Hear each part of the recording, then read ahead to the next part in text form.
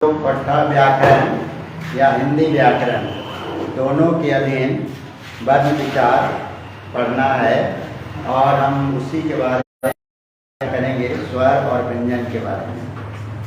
स्वर और व्यंजन, तो स्वर वैसे को कहा जाता है जिसका उच्चारण स्वतः होता है और हिंदी में 13 स्वर का उल्लेख आता है। उनमें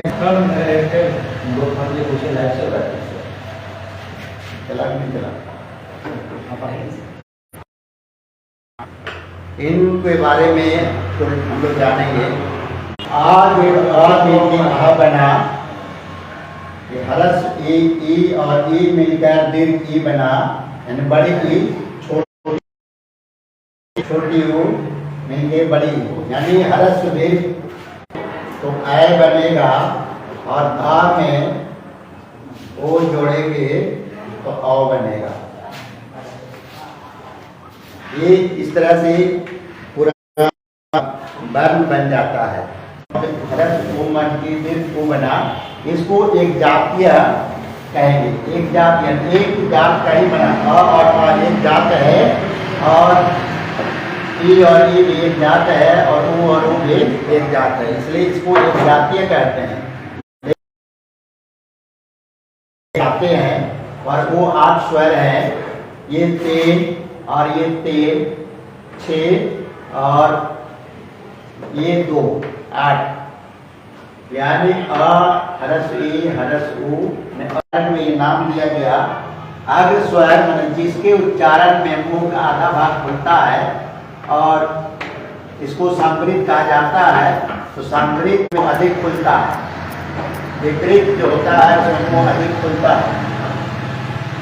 अब उसी को यहाँ फिगर के अंदर दिखाया गया है कि ये जो बनाया ये संवृत के अंदर ये है और दीर्घ उपस्थ में ये पीछे है, ये इसके अंदर आया, ये इसके अंदर आया, ये इसके अंदर आया। तो ई जो है संवृत है, अग्र स्वर है और ऊ जो है पश्च स्वर दीर्घ स्वर है। तो ई जो है अर्धवृत है या ऊ भी पश्च में अर्धवृत है, यानी उच्चारण स्थान जीव को उच्चारण करने में इसमें आगे थोड़ा जैसे ई बोल के देखेंगे, जीव का अगला हिस्सा उठता है और पश्च में पीछे का हिस्सा उठता है। ऊ बोलने से पीछे का हिस्सा उठता है हल्का, और अ बोलने से मध्य हिस्सा उठता है। जीव को बोलने में उसी का आधार पर इसका नाम दिया गया है उच्चारण। अ का उच्चारण कैसे होगा, आ का उच्चारण कहाँ से होगा, और इस आधार पर ये नामकरण संवृत है, अर्ध संवृत है, अर्ध संवृत है और विपरीत है, यानी ये फिगर बनाया गया है। तो इस तरह से आप जो देखेंगे हिंदी में ये सब आया। खोटा में आप जाएंगे सीधे उसी को तो 8 स्वर जानेंगे। 8 स्वर, इसमें ये रसरी ए और ओ नहीं लेगा, ये अनुस्वार और विसर्ग भी नहीं लेगा, तो ये बचा जो है वही आता है। तो 8 स्वर हिंदी में लिया जाता है। बाकी ऐ की जगह पर अ ई लिखा जाता है और औ की जगह पर ऐसे आओ और औ या ये लिखिए ऐसे, ये दोनों लिखा जाता है, दोनों टाइप का लिखने का ये है।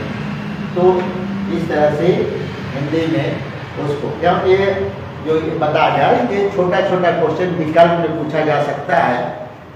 इसको विकल्पीय प्रश्न जैसे स्वर में पूछेगा कि ऐ कैसे लिखते हैं, औ कैसे लिखेंगे, है ना, तो ये ऑप्शन देगा। ऐ लिखना है तो ऐसे लिखाएगा, ऑप्शन मांगना है, और लिखना है तो ऐसे लिखाएगा, दो में से एक ऑप्शन रहेगा।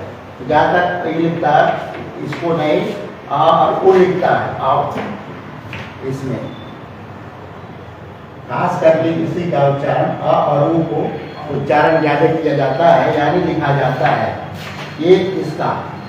तो छोटा प्रश्न आपको बना देगा, यानी प्रश्न पूछ सकता है कि पट्टा में कितने स्वर है। छोटा छोटा प्रश्न है कि तो एग्जामिनेशन परीक्षा कॉर्नर में ये पूछने का सीधा सीधा। तो पहले आएगा कि इस पट्टा में कितने स्वर है, उसको जानना है कितना स्वर है, तो 8 मूल स्वर है। उसके बाद ये स्वर जो है लेकिन अलग से करें कि ये दीर्घ स्वर है, बड़ी स्वर, दीर्घ भी निकल जा सके या फिर बड़ा सा। तो दीर्घ में ये सेम है, अ और आ मिलकर आ बना, इसलिए ये आ जो है सजातीय, एक जात है, ये दोनों एक जात का है, यानी एक ही अक्षर है, तो इसलिए इसको दूसरी भाषा में सजातीय कहा दिया। और ये अलग अलग है, अ और ई, इसलिए इसको विजातीय स्वर कहते हैं। तो ये छोटा छोटा प्रश्न कि अगर में कौन सा जातीय स्वर है, कौन विजातीय स्वर है, ये सब भी नोट यानी याद रखना है। तो ये जो है अ, ये दोनों, ये मूल स्वर है और ये दोनों से ये सजातीय ये बना, और फिर इसी में इसको मिला के जैसे अ और अ ये मिलके ए बना और अ और ओ मिलके ओ बना, तो इस तरह से 8 बना। अब उसके बाद ए को कुछ बना नहीं, ये तो बन गया उसके अंदर में, लेकिन पट्टा में ए को ऐसे लिखेंगे और ई वही और है दोनों या प्लस नहीं करके अ ही कर दिया, और अ को अ और ओ, यानी इसी से बन रहा है। ई और ई मिलके ए बना, ई और ई मिलके ए बना, यानी ये वर्ड ऐसे हिंदी में या पट्टा में या हिंदी में या देवनागरी लिपि का जो वर्ण है वो बना दिया। तो इस पट्टा के अंदर इतने छोटा छोटा, फिर प्रश्न पूछेगा कि इसको ह्रस्वी को क्या लिखते हैं, ये याद, ये ह्रस्वी है क्या दीर्घ, ऊपर उच्चारण है, हिंदी में भी री उच्चारण है और पट्टा में भी री उच्चारण है। ये भी सब छोटा छोटा प्रश्न है ना, एकदम दूसरा नहीं आना चाहिए। तो ये जो है बिल्कुल याद, ये छोटा छोटा प्रश्न एक एक नंबर का वर्ण विचार एक टॉपिक है, और ओकर अंदर में एक प्रश्न अनिवार्य, जो एक प्रश्न अनिवार्य कौन रहता है, यानी आपको मोटा मोटी जो जितना टॉपिक है हम अपना नज़र से अपन नज़र से इसको बांटल है, वही तरह से क्या तैयार करें तो ठीक है। मार्किंग का एक नोट कर लिया, व्याकरण का पाठ जो है ये 30 क्वेश्चन रहेगा इसमें। अब जहाँ से भी जैसे दे 3 क्वेश्चन, एक खंड का है, हम अपने बाटे खा में पद साहित्य है, पद साहित्य है, इसमें भी 30 सवाल पूछेगा। 3 किताब है 10-10 का, सोचिए उन्हें जोड़े अपना, बाकी वो उसे बना दे। और ये गा में बाकी बचा 40 प्रश्न, गा से रहेगा, गद्य खंड से, गद्य साहित्य, गद्य साहित्य में तो साहित्यकार वाला अलग आ गया, मैंने अगर उसको 30 कर दे तो ये साहित्यकार वाला जो है इसको 10 मिला के इसी पैटर्न का सवाल को सेट करना है ना। अगर आदमी आगे पीछे को जोड़ रहा है, लेकिन मोटा मोटी मान के चलना है। अब इसी में तो ये हुआ स्वर के बारे में, तो एक बार फिर समझ ले यहाँ। अब व्यंजन के बारे में, व्यंजन भी बताया कि व्यंजन में मूल जो है 33 व्यंजन है, का से माँ तक, वो जो है का से माँ तक में 25 वर्ण है स्पर्शी, 25 जो है स्पर्शी है।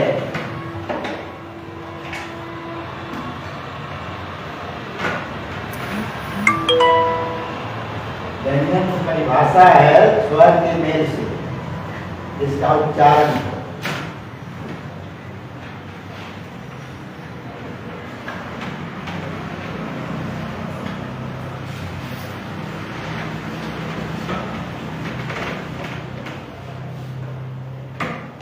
तो ये जानना है, यानी एक है का, आ, गा, घा और अंगा, ये 5-5 बार बन के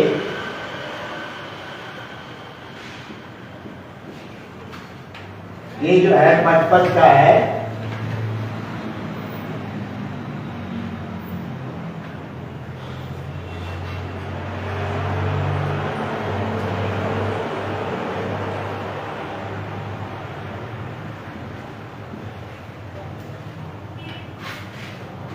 ये 25 का से माँ तक ओ स्पर्शी व्यंजन।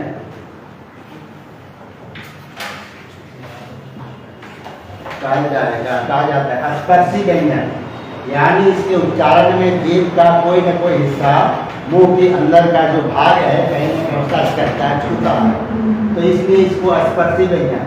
तो ये जो है इसको का बार कहा जाता है, इसका उच्चारण कंठ से टच करेगा, ये तालु से टच करेगा, तालु कहता है या तालक कहलाता है। ये मूर्धा, ये मुंह के बीच का भाग को मूर्धा कहते हैं। ये दांत के पास को मसूड़ा को टच करेगा, दांत या दांत है ना, दांत भी लिख सकते हैं दांत। और ये ओठ, इसके उच्चारण में ओठ, तो ये उच्चारण में ऐसे होता है, इसलिए इसको स्पर्शी व्यंजन कहते हैं। कहीं न कहीं जीभ का हिस्सा, जीभ का उसमें भी टच कर, लेकिन उसका अगला हिस्सा टच कर रहा था और स्वर में जीभ का आगे पीछे उठ रहा था। इसमें कंठ जो है, यानी कंठ मुंह के पीछे का जो अंदर जहाँ नीचे चला जाता है उस जगह कंठ कहते हैं। तालु दांत से थोड़ा सा ऊपर है, चा बोलने से जहाँ टच करेगा दांत उसको तालु करेंगे, कंठ है ना, सच जा पीछे। और मूर्धा बीच में जो उठा हुआ भाग है, ये दांत को, मसूड़ा को यानी ओठ बोलने में आता है। उसके बाद जो आता है और 3 वर्ण है, य र ल पढ़ते हैं, य र ल व ताल स मूर्धन स दान स का। ये 4 जो है अंतस कहलाता है और ये 4 को उष्म कहते हैं। ये अंतस में होता है उच्चारण, अब इसका भी अलग अलग उच्चारण है। यहाँ पर इसको देखिएगा, ये या का उच्चारण जो है आधा स्वर की तरह होता है, इसलिए इसको अर्ध स्वर कहते हैं। र का उच्चारण जीभ से चलती है तो इसको लोभित कहा जाता है, और ला को पार्श्विक कहा जाता है। और वह जो है इसमें दोनों कंठ और ओष्ठ आता है, इसको उच्चारण। ये जो है तालक का मूर्धन से गर्म से, इसको उष्ण व्यंजन कहते हैं, गर्म हवा निकलती है और रगड़ खाते निकलती, इसलिए इसको संघर्षी वर्ण भी कहते हैं। ये सब छोटा छोटा प्रश्न अलग अलग पूछ सकता है क्वेश्चन, क्योंकि कहीं ना कहीं तो आपको क्वेश्चन सेट करेगा, है ना। और उसके बाद जो है 33 वर्ग पूरा हुआ। 33 में ये हिंदी में भी और पटना में, दोनों में ये छात्र ज्ञान, छात्र ज्ञान इसको संयुक्त व्यंजन कहा जाता है। संयुक्त व्यंजन,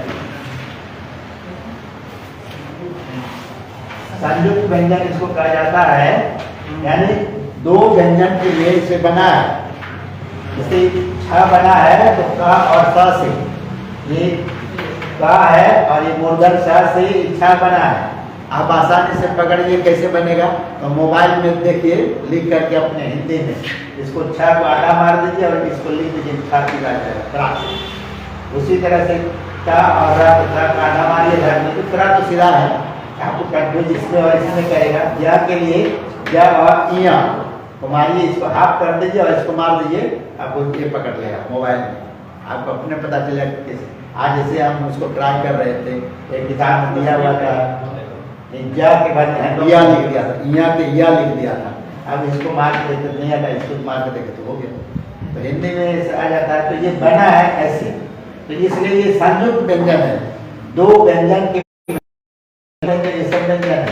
व्यंजन के मेल से बना, इसलिए इसको संयुक्त व्यंजन कहते हैं।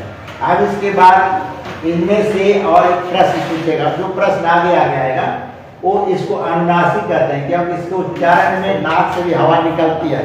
प्रत्येक वर्ग का 5वां वर्ण जो है अनुनासिक है, इसलिए अनुनासिक।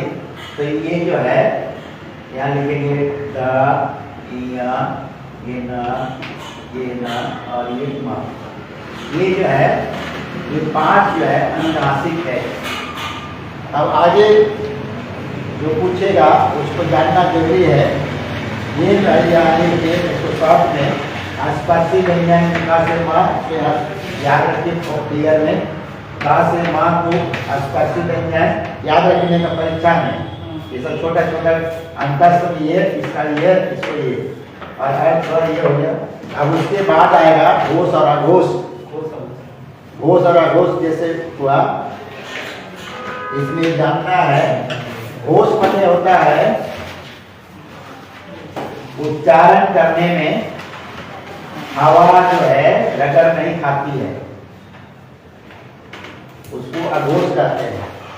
उच्चारण करने में हवा सीधे निकल जाएगा और घर्षण नहीं होगा। उसको अघोष में प्रत्येक वर्ग का, ये पहला और दूसरा, ये जो है पहला दूसरा प्रत्येक वर्ग का जो है यहाँ से यहाँ तक है ना, ये अघोष है।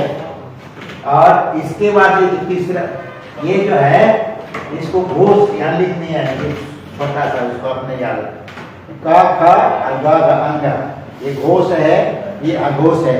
ऐसे में ये तीनों सा जो है अंतिम वाला ये घोष अघोष है, और इसमें ये पांचों जो है घोष है।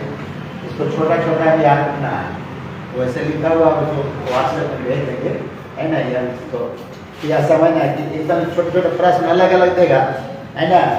अच्छा, फिर जो आगे आएगा वो लेखन में अगर क्या क्या लिखाएगा तो उसको पहले अब इसी में जान ली अल्प प्राण और महाप्राण, इसको जान लेना है।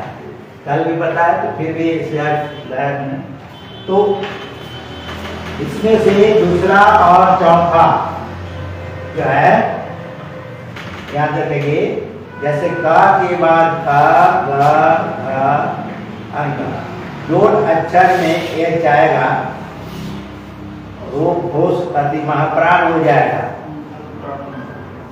ये जो प्रत्येक वर्ग का जो दूसरा और चौथा अक्षर है वर्ण है, वह उसमें एक अंग्रेजी में लिखा आता है यहाँ तक स्पर्शी में। इसमें से ये जो 25 वर्ण है स्पर्शी व्यंजन है, इस 25 में पहला और चौथा वो महाप्राण ध्वनि वर्ण कहेंगे, और तीसरा पहला तीसरा और पांचवा वो अल्पप्राण कहेंगे। इसको ये महाप्राण में आ जाएगा, यानी पहला तीसरा और पांचवा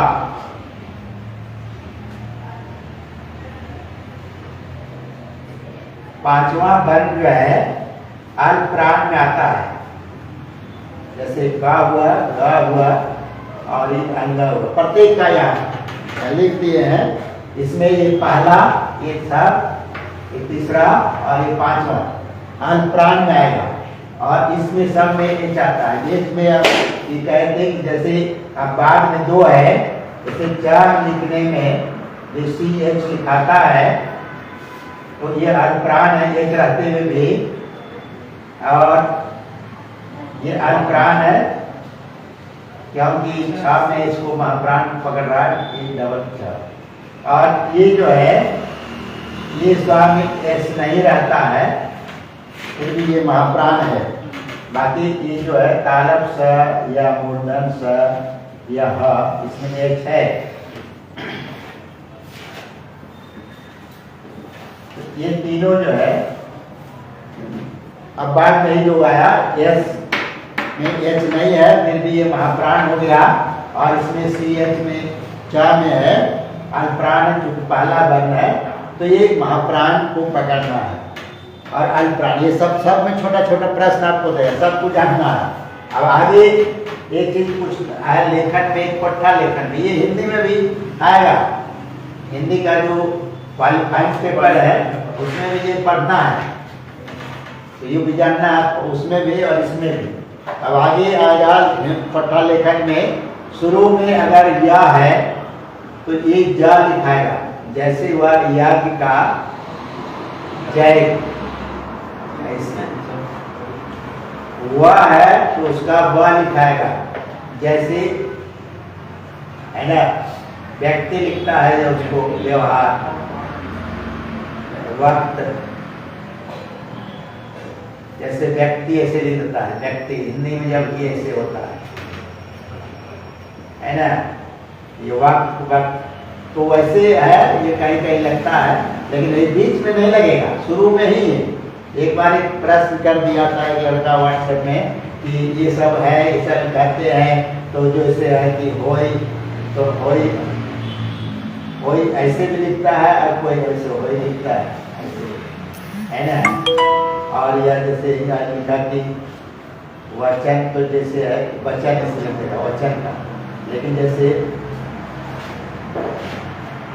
नेतवैन ऐसे या खेतवैन, तो बोला कि इसमें वह काहे वह नहीं काहे बना गया है ना, ध्यान से ये जो प्रत्यय है तो इस प्रत्यय को ले करके चला, बोला कि यहाँ वह नहीं, तो यहाँ सीधा सीधी वैसे भी स्वतंत्र वर्ड भी रहेगा, तो सबका नहीं, ये तो संयुक्त है इसलिए ऐसा हो गया व्यक्ति का हुआ है ना। जैसे पढ़ते हम लोग वाचक पढ़ते हिंदी में, अखबार पढ़ते हैं वाचक, वह का वाचक कर दिया वाचक, तो ये शुरू का आइडिया है। और डिफरेंस करेगा थोड़ा सा, क्या क्या लिखा था उसके लिख लिए, या का लिखा है।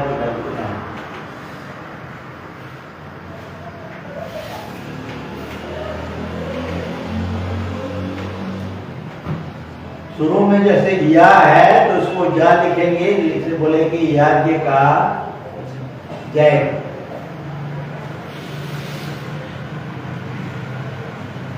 जैसे वा का व, जैसे व्यवहार, आदमी लिखता है व्यवहार ऐसे, तो यहाँ व्यवहार नहीं लिखता है, यहाँ व्यव जोड़हार ये देखिए यहाँ ई वर्ड में, या ई वर्ड का और आ गया इधर घर का है ना, फिर मूर्धन सा का ये सा लिखाएगा या खा लिखाएगा, तालब सा का भी सा लिखाएगा, छ का चाछा लिखाएगा या खाली छ लिखाएगा, इसको देखना है। त्रा का तारा लिखाएगा पूरा, और या का या ऐसे लिखाएगा या ये चेंज करता है, इसको भी याद रखना है। परीक्षा में छोटा छोटा प्रश्न आप देगा, इस सबसे प्रश्न बनता है कि इसको कैसे लिखेंगे, इसको कैसे लिखेंगे, इसको कैसे लिखाएगा, ये सब वर्ड आपको बनते जाएगा। तो इस तरह से ये जो है वाक्य विचार से छोटा प्रश्न से क्वेश्चन नहीं बना हुए, लेकिन आप ये लिख दिए, इसी पर क्वेश्चन आपको बना देना या बना देंगे है ना।